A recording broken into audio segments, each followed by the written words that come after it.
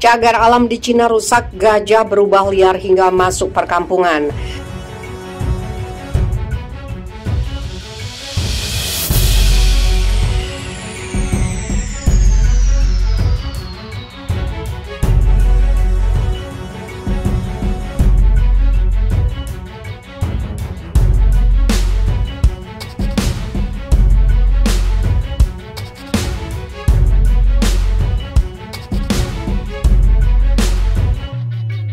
Cagar alam Mengyangzi di Xishuangbanna, Provinsi Yunnan, Cina Selatan telah rusak akibat ulah manusia. Akibat dari kerusakan alam tersebut membuat semua habitat kehilangan tempat tinggal, salah satunya adalah gajah. Sebanyak 14 drone, 100 truk per hari mencoba membuat jalur jalan baru untuk memanfaatkan hasil alam dengan mengambil kayu dan tanah, sehingga 15 gajah harus kehilangan rumahnya. Di sisi lain, manusia yang telah mengambil rumah habitat di cagar alam tersebut juga menyiksa para gajah dengan mengambil belalai untuk dijadikan koleksi. Dilansir dari scmp.com, kejadian ini membuat semua satwa yang ada di dalam Taman Nasional di Mengyangzi di Xishuangbanna, Provinsi Yunnan, Cina Selatan habis, tidak tersisa sedikit pun. Melihat cagar alam di Cina Selatan semakin rusak, akhirnya para peneliti melakukan sebuah penelitian dengan memasuki cagar alam pada satwa di Yunnan. Pada bulan Mei, para peneliti merasa miris karena telah melihat bangkai gajah berserakan tidak terurus. Akhirnya para peneliti memberitahu pemerintah Yunnan untuk lebih meningkatkan cagar alam di Yunnan, Cina Selatan. Lebih lanjut, seorang warga telah merekam beberapa ekor gajah masuk area perkampungan di desa Esan karena gajah-gajah tersebut diduga tidak lagi memiliki tempat tinggal yang aman. Warga yang merekam tersebut langsung melaporkan kejadian ini kepada Kapolsek setempat dan membagikannya kepada sosial media. Kejadian itu direkam oleh seseorang warga di desa Esan yang sedang duduk-duduk di teras rumahnya. Dari kejadian yang direkam itu, yang mana seorang warga di desa Esan sedang duduk, dari kejadian itu pemerintah daerah langsung pasang poster himbauan dan petugas hutan akan lebih mengawasi kawanan gajah yang berkeliaran dengan ketat. Kita semua tahu saat ini mereka, gajah, telah kehilangan tanah air dan tempat tinggal mereka. Namun kita akan mengupayakan agar mereka mendapatkan hidup dan tempat tinggal yang layak kembali, kata seorang petugas cagar alam.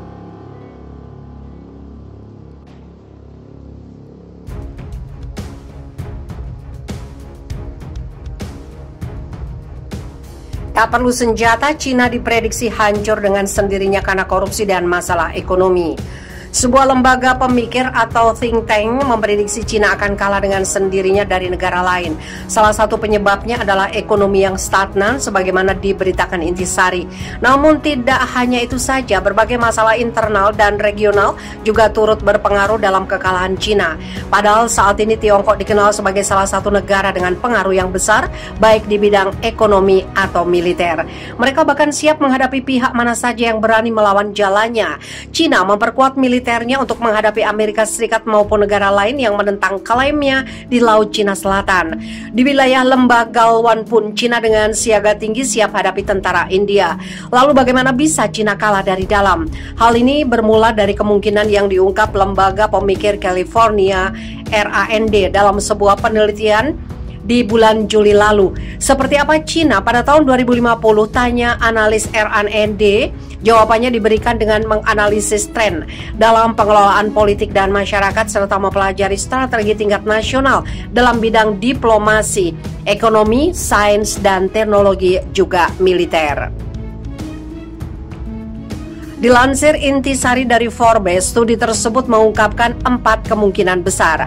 1. Cina yang berjaya, yang tumbuh berkembang dan memperoleh pengaruh sampai dia menyamai atau melampaui Amerika Serikat dalam sebagian besar ukuran kekuasaan.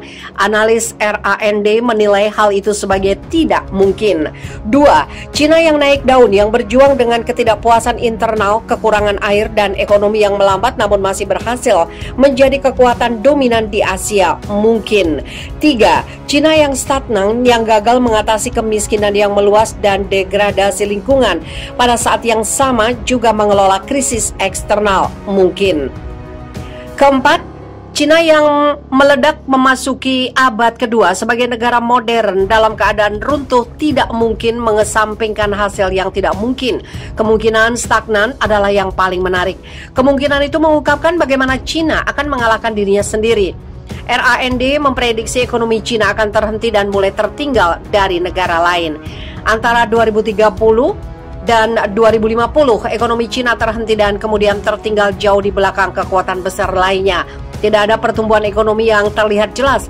Sementara Beijing mengklaim tingkat pertumbuhan tahunan antara 1 dan 2%. Angka resmi ini dianggap tidak kredibel. Selain itu, korupsi juga menjadi masalah serius. Korupsi resmi tetap mewabah. Lanjut laporan itu, Partai Komunis Cina yang berkuasa telah mundur secara internal, melipat gandakan sedikit perbedaan pendapat atau keresahan rakyat. Partai Komunis diprediksi berhasil mempertahankan kontrol ketat atas etnis Han. Akan tetapi, provinsi terpencil dengan populasi minoritas yang besar telah mulai melawan pemerintahan yang represif. Xinjiang terbukti sangat merepotkan dan tahun 2039 menyaksikan gangguan serius dan meluas di Cina Barat jauh bertepatan dengan peringatan 30 tahun kerusuhan komunal di Urumqi. Hong Kong akan tetap menjadi sumber kerusuhan terutama dalam hitungan mundur segera hingga Juli 2047 ketika status wilayah sebagai daerah otonom khusus berakhir. Mulai akhir 2030-an ribuan penduduk terkaya Hong Kong termasuk banyak warga Republik Rakyat Cina terkemuka yang kebanyakan juga memegang paspor non-RRC meninggalkan kota, membawa serta modal mereka. Namun sebagian besar penduduk Hong Kong tidak bisa pergi. Mereka akan menargetkan kemarahan dan frustasi mereka di Beijing yang mereka salahkan atas kemerosotan ekonomi. Partai berjuang untuk mempertahankan kontrol internal. Hal itu memberikan kesempatan pada Taiwan untuk memaksa reunifikasi. Parahnya, cara yang ditempuh Taiwan adalah invasi bersenjata. Ketika berhasil bebas dari ancaman Cina, Taiwan tumbuh lebih tegas. Stagnasi ekonomi di daratan Cina ditambah dengan kerusuhan sosial yang meluas telah menyebabkan Taipei untuk menunda setiap kemungkinan langkah untuk meningkatkan hubungan lintas selat tanpa batas waktu. Korea Utara juga mengabaikan upaya Cina untuk mengelolanya. Ketegangan di semenanjung Korea terus berlanjut dan Pyongyang terus waspada terhadap Beijing. Pada saat yang sama, Korea Utara meningkatkan hubungan dengan Seoul dan mempertahankan hubungan diplomatik dengan Washington.